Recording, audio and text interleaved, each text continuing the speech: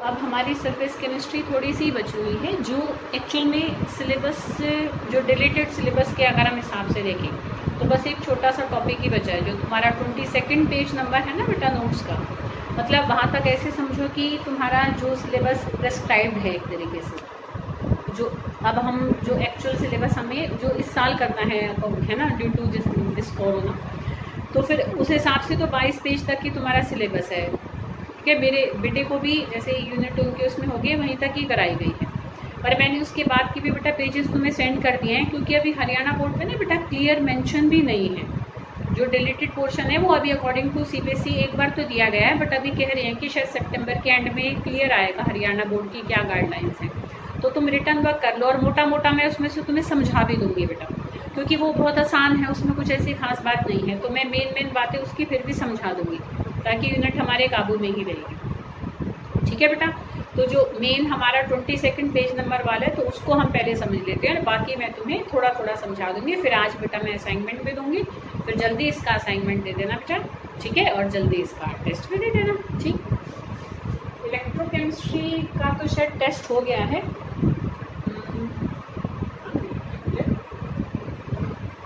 Electrochemistry का assignment तो हो चुका है, ये तो मुझे याद है।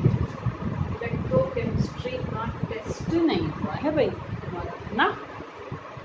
चलो, तो पहले इलेक्ट्रोकेमिस्ट्री का टेस्ट देना, सरफेस का असाइनमेंट कर लेना, और फिर सरफेस का टेस्ट देना। ठीक, तो देखो जो अब हमारा नेक्स्ट टॉपिक है that is the protective action of lyophilic colloid. ठीक है, वो क्या है?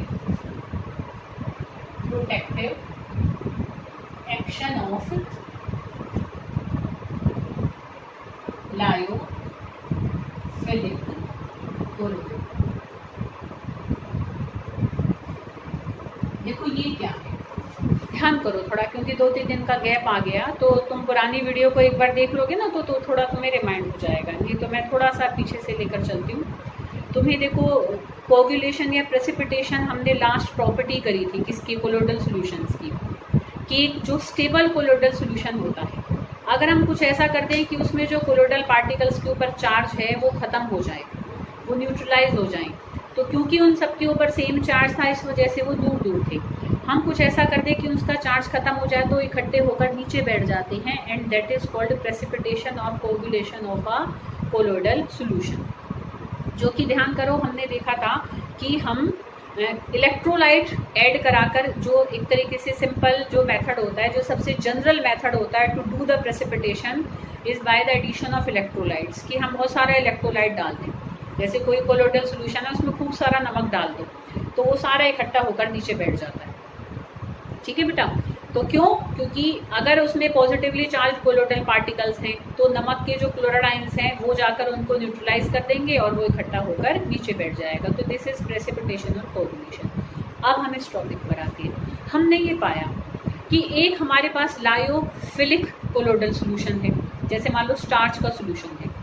एक हमारे पास लायोफोबिक कोलोइडल सॉल्यूशन है, मान लो गोल्ड का सॉल्यूशन है, गोल्ड का सोल है, सॉल्यूशन नहीं सॉरी मतलब सोल में कहूँ। ठीक है, एक मेरे पास स्टार्च का सोल है, दैट इज अ लायोफिलिक, मतलब जहाँ पर डिस्पर्स्ड फेज और डिस्पर्शन मीडियम के पार्टिकल्स के बीच में एक अच्छी अट्रैक्शन है। ठीक है, और एक हमारे पास कौन सा है, लायोफोबिक कोलोइडल सॉल्यूशन है, जहाँ डिस्पर्स्ड फेज और डिस्पर्शन मीडियम के बीच में कैसी भी कोई एफिनिटी, कोई आपस में अट्रैक्शन नहीं है। तो हमने पाया बेटा कि अगर हम दोनों की इक्वल अमाउंट ले लें, जैसे मान लो ये हमारे पास क्या है, 2 हमने लेकर लिए, और इसमें तो हमने मान लो 10 ml स्टार्च का सॉल्यूशन ले लिया, स्टार्च का सोल ले लिया, और यहाँ पर हमने 10 ml मान लो गोल्ड का सोल ले लिया। ये कैसा है, लायोफिलिक है, और ये कैसा है, लायोफोबिक है। ठीक है, अब दोनों में ही, ठीक है, दोनों में ही मान लो मैंने 1 ml NaCl का सॉल्यूशन डाला। NaCl क्या है, इलेक्ट्रोलाइट। इसलिए डाला हमने इनकी प्रेसिपिटेशन कराने के लिए। तो हमने ये पाया बेटा कि जब हमने 1 ml NaCl 10 ml गोल्ड के सोल में डाला तो उसका प्रेसिपिटेशन हो गया, तुरंत हो गया। पर हमने सेम अमाउंट ही देखो एक लायोफिलिक की ली थी और उसमें भी सेम अमाउंट ऑफ इलेक्ट्रोलाइट ही डाला था, पर इसका प्रेसिपिटेशन नहीं होता। इसका मतलब क्या है कि लायोफोबिक का प्रेसिपिटेशन जल्दी हो जाता है और लायोफिलिक का प्रेसिपिटेशन जल्दी नहीं होता। सिंपल एक लॉजिक भी है, क्योंकि यहाँ पर डिस्पर्स्ड फेस और डिस्पर्शन मीडियम के बीच में भी अट्रैक्शन है, तो वो अट्रैक्शन ने भी उनको बांध रखा है, इस वजह से भी वो उससे नहीं अलग होंगे और नीचे इतनी जल्दी नहीं बैठेंगे। यहाँ कोई अट्रैक्शन नहीं है, ठीक है, तो बाहर से एक आया, घुस बैठ गया और ख़त्म करके चला गया सारा काम। समझ रहे हो बेटा? तो लायोफोबिक का प्रेसिपिटेशन बहुत आसान होता है, बहुत जल्दी हो जाता है इलेक्ट्रोलाइट के एडिशन से, और उतनी जल्दी लायोफिलिक का प्रेसिपिटेशन नहीं हो पाता। एक तो हुई ये बात। अब हमने एक चीज़ और देखी, अगर हम किसी लायोफोबिक कोलोइडल सॉल्यूशन में थोड़ा सा लायोफिलिक ऐड कर दें, ठीक है, जैसे मेरे पास ये 10 ml का गोल्ड का सोल था, ठीक है बेटा, अब मैंने इसमें मान लो थोड़ा सा क्या डाल दिया, स्टार्च का सोल डाल दिया, ठीक है, मान लो कि मैंने 2 ml इसमें स्टार्च मिला दिया, ठीक बेटा। अब हमने फिर डाला NaCl, थोड़ा सा फालतू डाल दिया कि हम कहीं भी थोड़ा सा फालतू लिया, तो हमने ये देखा अब नहीं हो रहा इसका प्रेसिपिटेशन इतनी जल्दी। मतलब जितने इलेक्ट्रोलाइट से पहले जितने लायोफोबिक कोलोइडल सोल का प्रेसिपिटेशन हो जाता था in the presence of any lyophilic colloidal sol, समझ रहे हो कि जब हम एक लायोफोबिक में थोड़ा सा लायोफिलिक मिला देते हैं तो इसकी प्रेसिपिटेशन, लायोफोबिक की प्रेसिपिटेशन भी थोड़ी डिले हो जाती है, मतलब और पीछे सरक जाती है। जितने इलेक्ट्रोलाइट से पहले इसकी प्रेसिपिटेशन हो रही थी जब ये अकेला था, इसकी प्रेजेंस में अब लायोफोबिक की प्रेसिपिटेशन इतनी जल्दी नहीं हो पाती। इसका मतलब क्या है कि जो लायोफिलिक जो सोल होते हैं वो लायोफोबिक को प्रेसिपिटेशन से बचा लेते हैं, कुछ हद तक बचा लेते हैं, प्रोटेक्ट कर लेते हैं उसको, ठीक है। This is called protective action of lyophilic colloid. आई बेटा बात समझ में कि लायोफिलिक कोलोइड लायोफोबिक कोलोइड को कुछ हद तक, ऐसा नहीं कि हमेशा के लिए बचा लेंगे, हमेशा के लिए तो अपने आप को भी नहीं बचा सकते, बहुत सारे इलेक्ट्रोलाइट डालते जाएंगे तो एक दो स्टेज आएगी कि प्रेसिपिटेशन तो लायोफोबिक की भी हो जाएगी, लायोफिलिक की भी हो जाएगी, ठीक है, पर कुछ हद तक, ठीक है। The property of lyophilic colloids to protect the lyophobic colloids from precipitation is called protective action of lyophilic colloid. इसको हम उसका प्रोटेक्टिव एक्शन, उसके बचाने का एक एक्शन कहते हैं। आई बेटा बात समझ में? तो ये टॉपिक था। अब इसी से रिलेटेड एक टर्म है that is called gold number, कि देखो गोल्ड नंबर क्या होता है।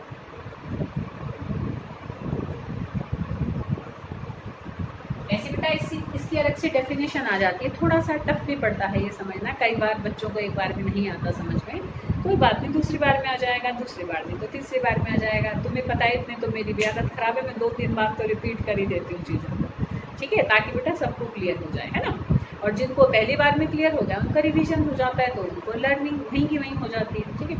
तो अब हम गोल्ड नंबर देखेंगे। गोल्ड नंबर बेसिकली क्या है, जैसे देखो हमने कोगुलेशन वैल्यू देखी थी, कोगुलेशन वैल्यू की हेल्प से हम ये देख सकते थे कि भाई कौन सा इलेक्ट्रोलाइट ज़्यादा अच्छा है किसी कोलोइडल सॉल्यूशन की प्रेसिपिटेशन कराने के लिए। ध्यान करो, बताया था ना मैंने कि जिसकी कोगुलेशन वैल्यू कम होगी वो उतना ही अच्छा इलेक्ट्रोलाइट होता है फॉर प्रेसिपिटेशन, ठीक है। कि कोगुलेशन वैल्यू एक तरीके से क्या थी कि किसी इलेक्ट्रोलाइट की कितनी अमाउंट इन मिली मोल्स हम 1 लीटर ऑफ कोलोइडल सॉल्यूशन में डालें ताकि उसकी कंप्लीट प्रेसिपिटेशन हो जाए, ताकि पूरी प्रेसिपिटेशन हो जाए, तो वो अमाउंट उसकी कोगुलेशन वैल्यू थी। तो जिसकी कम अमाउंट की वो काम कर जाएगी तो ज़्यादा पावरफुल है, ठीक है। तो lower the value of coagulation value more powerful is that electrolyte to do the precipitation of a particular colloidal solution.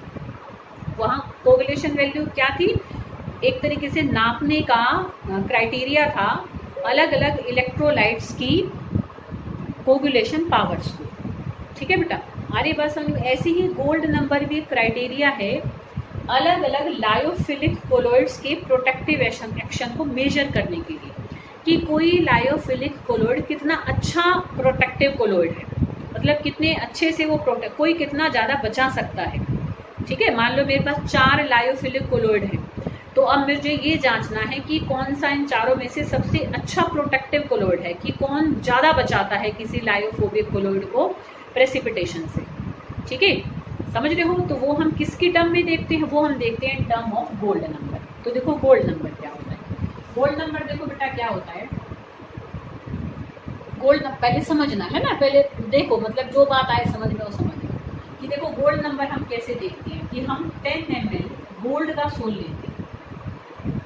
क्या लिया, 10 ml गोल्ड का रेड गोल्ड सोल लेते हैं, मतलब उसका कलर थोड़ा लाल लाल सा हो। ठीक है, ऐसा लेते हैं, अलग अलग थोड़े रंग के। तो हमने 10 ml रेड गोल्ड सोल लिया। ये क्या होता है, एक लायोफोबिक कोलॉइड होता है, मतलब इसको अब बचाना है हमें। ठीक है, और कितना लिया है हमने, 10 ml लिया। ठीक, जब हम इसमें 1 ml NaCl डालते हैं 10% सोल्यूशन वाला। 10% सोल्यूशन समझते हो ना, कि भाई मैंने मान लो 10 ग्राम नमक लिया, 90 ग्राम पानी था, घोल कर एक सोल्यूशन बना लिया। ठीक है, तो वो 10% सोल्यूशन बना, उसमें से 1 ml लिया है बस NaCl। तो जब खाली 1 ml NaCl हम 10 ml गोल्ड के सोल में डालते हैं तो ये इसकी प्रेसिपिटेशन करा देता है। ठीक है, अब हमें इसको इससे बचाना है, तो इसमें क्या ऐड करेंगे, इसमें हम ऐड करेंगे एक लायोफिलिक कोलॉइड।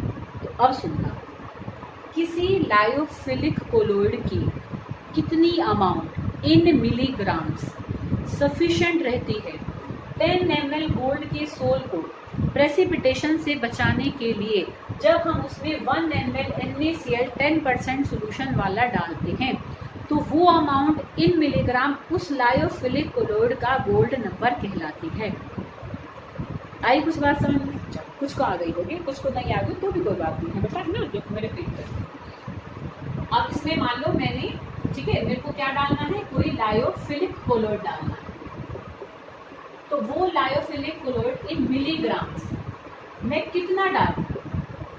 ठीक है, अब दोबारा से समझो, किसी लायोफिलिक कोलॉइड की वो अमाउंट इन मिलीग्राम्स जो कि सफिशिएंट रहती है 10 ml गोल्ड के सोल को प्रेसिपिटेशन या कोगुलेशन से बचाने के लिए, जब हम उसमें 1 ml NaCl 10% सोल्यूशन वाला डालते हैं, वो अमाउंट उस लायोफिलिक कोलॉइड का गोल्ड नंबर कहलाती है।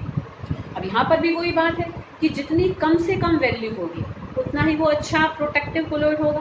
कि भाई किसी की तो थोड़ी सी अमाउंट ही, भाई क्या होता है कि भाई जैसे मान लो कि क्या कहते हैं, मुझे एक तो इसको कैसे समझ सकते हैं, जैसे कि भाई मान लो क्या कहते हैं, नमक हमें डालना पड़ता है जैसे 1 चुटकी। ठीक है, अरे बेटा बात समझ में। और कोई मसाला, मतलब जैसे हमें डालना है, जैसे मिर्च तो थोड़ा ही हमें फ्लेवर दे देती है, पर नमक का फ्लेवर पाने के लिए हमें थोड़ा सा ज़्यादा डालना पड़ता है। ठीक है, तो कौन सा मसाला ज़्यादा तेज मसाला माना जाएगा, मिर्च ज़्यादा तेज मसाला डाली जाएगी। मतलब सेम काम, मतलब ये थोड़ा सा एग्जाम्पल इतना रिलेवेंट नहीं है, पर पता नहीं मेरे एकदम से दिमाग में आ गया, और शायद तुम्हें क्लिक करा हो, या ऐसे समझ लो, मतलब जैसे एक पहलवान को बेहोश करना है, तो दूसरा पहलवान आया, एक के तो एक घूसे ने बेहोश कर दिया और एक के 10 घूसों ने जाकर बेहोश किया, तो कौन सा ज़्यादा ताकतवर पहलवान है, एक घूसे वाला। ठीक है, आ रही है बात समझ में। तो जिसकी थोड़ी सी अमाउंट वो ये काम कर रही है, तो वो ज़्यादा हमारा अच्छा, एक तरीके से ज़्यादा एफिशिएंट होगा, बजाय कि वही काम किसी दूसरे चीज़ की बहुत ज़्यादा क्वांटिटी कर रही है। ठीक है, तो smaller the gold number of any lyophilic colloid more protective colloid it is. ठीक है, तो उतना ही वो प्रोटेक्टिव कोलॉइड बिहेव करेगा। तो ये तुम्हारा सिलेबस का काम तो हो चुका है। ठीक है, जो मतलब अभी प्रिस्क्राइब्ड है। अब देखो 2 मेन टॉपिक्स हैं हमारे, एक तो इमल्शंस हैं, इसके बाद तो इमल्शन क्या होता है वो तुमने पीछे देख लिया है। एक ऐसा कोलोइडल सोल्यूशन होता है जिसमें डिस्पर्स्ड फेज और डिस्पर्शन मीडियम दोनों ही क्या होते हैं, लिक्विड होते हैं। ठीक है, और जब वो लिक्विड होते हैं ना बेटा, तो उसमें से एक हमारा पोलर नेचर का होता है और एक हमारा नॉन पोलर नेचर का होता है। अब ऐसे समझो जैसे तुम्हें तेल और पानी को मिलाना है, क्या कभी मिलेंगे आपस में? नहीं मिलेंगे।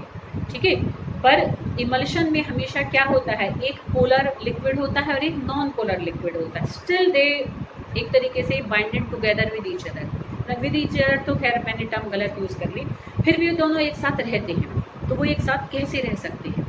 तो एक पोलर लिक्विड और एक नॉन पोलर लिक्विड एक साथ कभी भी डायरेक्टली नहीं रहते हैं। It always requires a third substance, ठीक है। कोई तीसरी चीज आती है जो उन दोनों को आपस में बांधती है, मतलब वो दोनों आपस में नहीं बंधे रहते, तीसरी चीज की हेल्प से वो एक साथ रहते हैं, तीसरी उनके बीच में रहती है खड़ी, ठीक है। जैसे दो बच्चों में बहुत दुश्मनी है, बिल्कुल चेहरा नहीं देख सकते एक दूसरे का, एक तीसरी लड़की आई, उसने उसका भी हाथ पकड़ा, उसका भी हाथ पकड़ा, अब वो दोनों साथ हैं पर उस तीसरे की मदद से साथ हैं, आपस में साथ नहीं है, ठीक है। तो ऐसे ही इमल्शन में एक पोलर लिक्विड होता है और एक नॉन पोलर लिक्विड होता है, जो एक थर्ड सब्सटेंस की हेल्प से साथ में रह पाते हैं, और उस थर्ड सब्सटेंस को हम इमल्सीफायर या इमल्सीफाइंग एजेंट कहते हैं, ठीक है। इस तरीके से ऐसे समझो, जैसे कि भाई मान लो ये हमारी ऑयल की ड्रॉप है, ठीक है, और मान लो ये समझो कि ये वाटर की ड्रॉप है। अब कोई ऐसी चीज़ आएगी जो इनको आपस में ऐसे बांध देगी, उससे भी बंध गई और इससे भी बंध गई, तब ये दोनों एक साथ रहेंगे, ठीक है। तो तब एक स्टेबल इमल्शन बनता है, मतलब स्टेबल इमल्शन हमेशा with the help of emulsifier या इमल्सीफाइंग एजेंट की हेल्प से बनता है। And the process of formation of emulsion with the help of emulsifying agent is called emulsification, उसको हम इमल्सिफिकेशन कहते हैं, ठीक है। जो गंदा पानी हम साबुन वाला फेंकते हैं ना बेटा, वो एक इमल्शन ही होता है, ठीक है बेटा। अरे बस समझ में, कपड़ा जब हमारा धुलता है तो कपड़ा हमारा कैसे धुलता है, देखो। अच्छा, जो मिल्क है, milk is also an emulsion. Milk में क्या होता है कि लिक्विड फैट्स वो होती हैं नॉन पोलर, ऑयली नेचर की है, और दूसरा लिक्विड उसमें होता है पानी। मिल्क में एक लिक्विड होता है क्या, लिक्विड फैट्स, और एक लिक्विड होता है पानी। वो दोनों आपस में बंधते हैं with the help of a protein. Protein वहाँ पर काम करता है किसका, इमल्सीफाइंग एजेंट का, ठीक है। कैसीन प्रोटीन होता है बेटा। तो उस प्रोटीन की हेल्प से क्या होता है कि वाटर और लिक्विड फैट्स आपस में मिल्क के अंदर बंध जाते हैं, ठीक है। अरे बेटा बात समझ में, तो उस प्रोसेस को इमल्सिफिकेशन कहते हैं। और अगर हम कुछ ऐसा काम कर दें, मैं ना मोटा मोटा समझाऊंगी, तुम पढ़ोगे तो उसकी हेल्प से तुम्हें बाकी भी समझ में आ जाएगा। कोशिश करना बेटा समझने का, कोई चीज़ नहीं समझ में आती तो पूछ लेना फ़ोन से, या ऐसे टिक करके भेज देना अपने कॉपी में जो तुम नोट करोगे कि मैम ये बता दो, तो मैं उसको बच्चे को फ़ोन से या नेक्स्ट वीडियो में बता दूँगी, ठीक है बेटा। डीइमल्सिफिकेशन क्या होता है कि इमल्शन को ख़राब कर देना, मतलब हम केमिकली डिस्ट्रॉय कर दें, इमल्सीफाइंग एजेंट को ही ख़त्म कर दें, तो दोनों एक दूसरे से फिर अलग हो जाएंगे। तो इमल्शन बनाने की प्रक्रिया को तो इमल्सिफिकेशन कहते हैं, और इमल्शन को ख़राब करने की प्रक्रिया को डीइमल्सिफिकेशन कहते हैं, मतलब उन दोनों लिक्विड्स को दोबारा से अलग अलग कर देने की प्रक्रिया को डीइमल्सिफिकेशन कहते हैं, जो कि हम प्रेसिपिटेशन या कोगुलेशन करा के भी कर सकते हैं। भाई प्रेसिपिटेशन में भी तो हम कोलोइडल सोल्यूशन को ख़राब ही तो करते हैं, और क्या होता है, ठीक है बेटा। अरे बात समझ में, ध्यान करो कि जब हम एक तरीके से ऐसे मलाई वाले दूध को ऐसे ज़्यादा बहुत अच्छे से चला देते हैं, ऐसे चर्न कर देते हैं बहुत अच्छे से, तब हमारा क्या है कि ऐसे मक्खन ऊपर आ जाता है, तो वो लिक्विड फैट से एक तरीके से अलग इकट्ठे होकर उनका प्रेसिपिटेशन हो जाता है, तो एक दूसरे से वो अलग हो चुकी होती है। उनकी जो बॉन्डिंग होती है प्रोटीन के साथ बहुत तेज चला जाते हैं, टूट जाती है, तो दोनों एक दूसरे से अलग हो जाते हैं। तो ऐसे कई सारे मेथड्स हैं कि हम कैसे डीइमल्सिफिकेशन कर सकते हैं, ठीक है बेटा। तो मतलब इसमें क्लींसिंग एक्शन ऑफ सोप भी है कि भाई कैसे सोप कपड़े को धोता है, उसमें प्रिपरेशन ऑफ इमल्शन भी हो ही रहा है, मतलब दोनों चीज़ें एक साथ है कि सोप कैसे किसी कपड़े को धोता है, ठीक है, और मैं कहूँ कि कैसे कि इमल्शन बनता है। तो दोनों बातों को हम देखो एक टॉपिक में समझ सकते हैं। देखो ध्यान से, देखो जैसे कपड़े धोना सीखेंगे, ठीक आता है उसको तुम्हें, अब हम उसको केमिस्ट्री के लिहाज से देखो, जैसे ये कॉलर है, नहीं होता है ना गंदे वाला में, ये नहीं छूटता, मारते रहो, ब्रश करते रहो, नहीं छूटता कई बार। ये यहाँ पर एक तरीके से ऑयली पार्ट है, ठीक है, ये मतलब वो ऑयल है जिससे कि हमें इमल्शन बनाना है, ठीक है बेटा। ये हमारे पास पानी है बाल्टी में, जैसे तो ये बाल्टी कैसे बनाना, चलो जैसे भी तुम समझो, ये पानी है हमारा वाटर, ठीक है। अब हम एक तीसरी चीज़ लाए, सोप। सोप अभी थोड़े दिन पहले तुम्हें बताया था, सोप में देखो क्या होता है कि पॉजिटिव और नेगेटिव दो आयंस होते हैं इसके अंदर, ठीक है। जैसे ही हम उसको पानी में घोलेंगे ये दोनों पार्ट अलग हो जाएंगे। इसमें इस पार्ट को ध्यान करो, मैंने ऐसे करके बनाया था क्योंकि इसमें जो आर पार्ट है वो नॉन पोलर पार्ट है, बहुत लंबी चेन होती है, और ये इसका पोलर हेड है, ठीक है। अब ये तो पानी से बंधना चाहेगा, ये मेल से बंधना चाहेगा, क्योंकि ये ऑर्गेनिक पार्ट है, जो टेल है आर बहुत लंबी छेद होगी, तो ऑर्गेनिक पार्ट हमेशा नॉन पोलर होगी। तो ये नॉन पोलर है और ये कैसा है, पोलर। अब यहाँ पर पानी कैसा है, पोलर, और ऑयल कैसा है, नॉन पोलर। ठीक है, तो अब जब हम साबुन को पानी में से गीला किया तो ये तो जाकर बंध गया पानी से, और जैसे ही हमने उसको यहाँ मेल पर लगाया ये बंध जाएगा मेल से, और ये किससे बंधा हुआ है, वाटर से। थोड़ा सा हम प्रेशर लगाएंगे, क्योंकि अब ये किसी और चीज़ से बंध गया तो इसका कपड़े के ऊपर से बंधन हट जाएगा जैसे ही हम थोड़ा सा प्रेशर लगाएंगे। चाहे ब्रश लगाया, चाहे ऐसे रगड़ा, चाहे मशीन से उस पर प्रेशर डाला, तो कैसे भी डाला तो ये हट जाएगा। तो जो गंदा पानी जाएगा वो एक स्टेबल इमल्शन है जिसमें सोप ने ऑयल और वाटर को बांध रखा है। ठीक है, तो ये इमल्शन के बारे में बेटा मैंने तुम्हें थोड़ा सा बता दिया। फिर देखो उसके बाद ना जेल भी है, कि जेल हमारा सिंपल क्या होता है कि जब सॉलिड डिस्पर्शन मीडियम होता है और लिक्विड डिस्पर्स्ड फेज होता है, जैसे कि जेलीज हैं, जेम्स हैं, बटर है, चीज़ है, तो ये सारे जेल होती है। ठीक है, बस इसमें तो ज़्यादा डिटेल नहीं करनी है। फिर एप्लीकेशन ऑफ कोलोइड्स हैं, कि देखो कोलोइड्स की बहुत सारी एप्लीकेशंस होती हैं। ठीक है, कि देखो मतलब जो हम मिल्क पीते हैं वो भी इमल्शन है, जो हम आइसक्रीम खाते हैं, जो हलवा खाते हैं, ये सब हमारी क्या है, इमल्शंस ही होते हैं। ठीक है बेटा, और इमल्शन में देखो जो प्रेसिपिटेशन है उसकी हेल्प से हम बहुत सारे काम करा सकते हैं, कि जैसे कि मान लो सीवेज के अंदर जैसे जो मड के पार्टिकल्स होते हैं, है ना, पानी जा रहा है मतलब गंदा पानी है वो, तो उसमें से हम मड के पार्टिकल्स को देखो इकट्ठा कर सकते हैं कि हम उसमें ना इलेक्ट्रोलाइट का सोल्यूशन एक बार फैला दें, तो उससे क्या होगा कि भाई मड के पार्टिकल प्रेसिपिटेट होकर एक जगह इकट्ठे हो जाएंगे, तो कोई एक जगह से घुसकर किसी मेन होल में से घुसकर उनको इकट्ठा करके अलग करके सीवेज को साफ भी कर सकता है, तो हम ऐसे उसको क्लीन भी कर सकते हैं। ठीक है, ऐसी जो रबर प्लांट होती है उससे जो हम रबर को निकालते हैं, तो रबर प्लांट से ना एक लिक्विड को एक्सट्रैक्ट करा जाता है, उसको लेटेक्स कहते हैं। तो लेटेक्स के अंदर रबर पार्टिकल्स होते हैं, तो हम इलेक्ट्रोफोरेसिस के थ्रू, इलेक्ट्रोफोरेसिस ध्यान है कि ऐसे cathode anode plate U shape के ट्यूब में हम डिप कर देते हैं, तो उससे हम क्या कर सकते हैं कि एक जगह उसको इकट्ठा कर लेंगे। भाई वो सारे रबर के पार्टिकल्स अपोजिट, वो सारे चार्ज्ड पार्टिकल्स हैं, तो क्या है कि सारे एक जगह इकट्ठे होकर आ जाएंगे और उनसे फिर हम उसको रबर पार्टिकल्स को सेपरेट कर सकते हैं। तो ऐसे बहुत सारी एप्लीकेशंस हैं, मैं सारी डिटेल में नहीं ले रही हूँ। ठीक है, ऐसे थोड़ा सा कुछ और है तो उसको मैं नेक्स्ट वीडियो में करूँ, ये ज़्यादा बड़ी हो गई है।